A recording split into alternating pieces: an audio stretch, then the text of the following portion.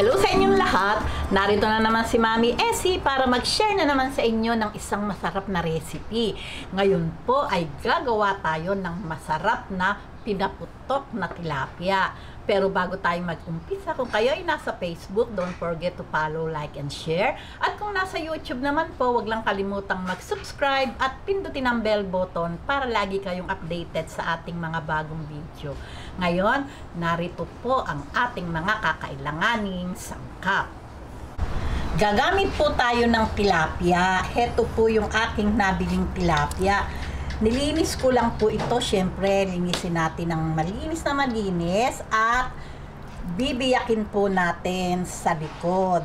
Ito po, biniyak po natin, hindi tagusan na. Yung ulo, iiwanan po natin na buo at saka dito sa kapirasong buntot. Pagkatapos po, hahaplasan natin ng asin, yung loob at yung labas. Hindi na po ako magbibigay sa inyo ng sukat kasi siyempre po, iba-iba naman yung kung ilang piraso yung lulutuin natin. Narito po yung ating gagamiting kamatis. Hiniwa ko lang po iyan ng pakubrado. Tinanggal ko po yung luto para po hindi kakatas. Sibuyas, kahit anong klaseng sibuyas ay pwede. Etong ating luya, pwede din po ang bawang. Nasa inyo pong panlasa yon. Salted egg. Seasoning, powder seasoning, optional, pamintang pino, at asin. Ngayon, at ito po yung ating dahon. Dinarang ko po ito sa apoy at gagamitin po natin itong panali sa ating tilapia para po hindi lumabas yung palaman. Okay, ngayon po, umpisahan na po natin yung pagtitimpla ng palaman ng ating tilapia.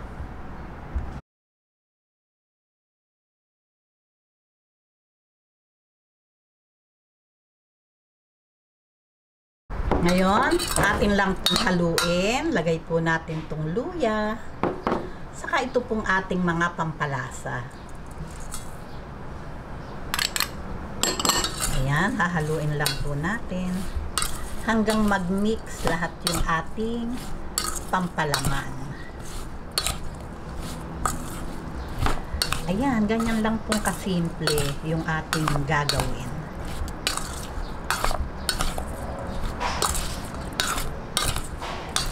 Ayan, ngayon po, mix na po itong ating mga ingredient.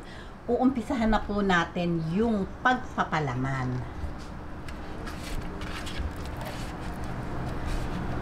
Ayan.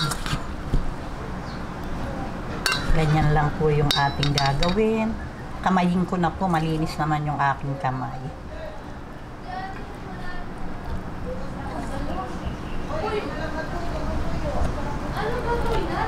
Ayan, ganyan lang po. Pati po yung ulo, isusuksukan po natin ng palaman at lalagyan po natin ng salted egg. Ayan, ganyan lang po. Tapos, para po syempre hindi lumabas yung ating palaman, tatalian po natin. Sana'y itong dahon, ayan, sana'y mabuhol dahil masyadong malaki itong ating tilapia.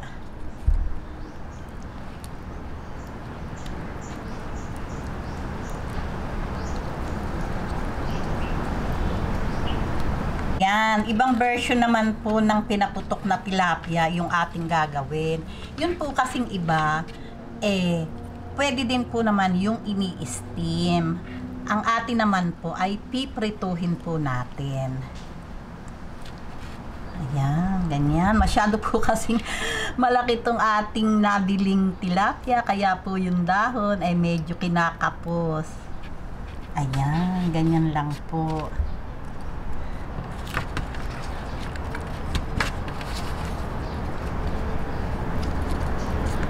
Ayan, ganito lang po yung ating gagawin. Tatapusin ko lang po lahat at magpiprito na po tayo. Ayan, syempre po, huwag kalilimutan ang lambing ng inyong Mami Essie. Paki-share lang po itong ating mga video para po lalong dumami yung ating mga viewers at mag-comment lang po kayo kung ano pa po yung request nyo na ating lulutuin. Okay, thank you po. Ayan, heto na po yung ating mga tilapia, natalian na po natin. Ngayon naman ay piprituhin na po natin. Okay? Okay, ngayon, atin na pong prituhin. Takipan lang po natin. Ayan, kaya po tayo nag-ready ng takip dahil kaya nga po pinaputok, puputok-putok po ito sa ating kawali. Hintayin lang po nating mag-golden brown yung magkabilang side. Pakikita ko po sa inyo pag bibilin na natin. Ayan, tingnan na po natin yung kabilang side. Ayan, talaga namang napakaganda. Kailangan lang po pag sinalang natin, talagang mainit yung mantika. Mainit para po hindi siya malinikit. Kahit po hindi non-stick yung ating gamitin, hindi po matisira yung baga. Ayan, hintayin lang po natin uling mag golden brown yung kabilang side at ready na po ito. Ayan, pagka po ganitong golden brown na din po yung kabilang side, atin na pong hahanguin.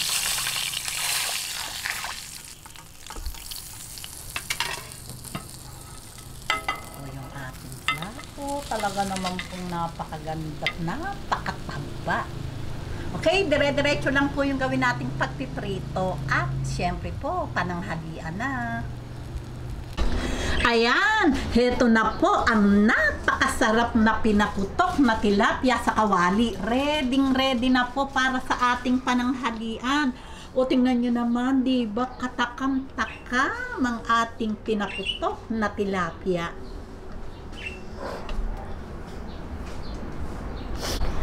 O paano po, gawin nyo na po ito at talaga namang very healthy. Di po ba? Napakasarap po para sa ating pananghalian sa kaning mainit. O kung nagustuhan nyo ang video na to, wag lang kalimutang mag-likes and don't forget to share and subscribe. Babush!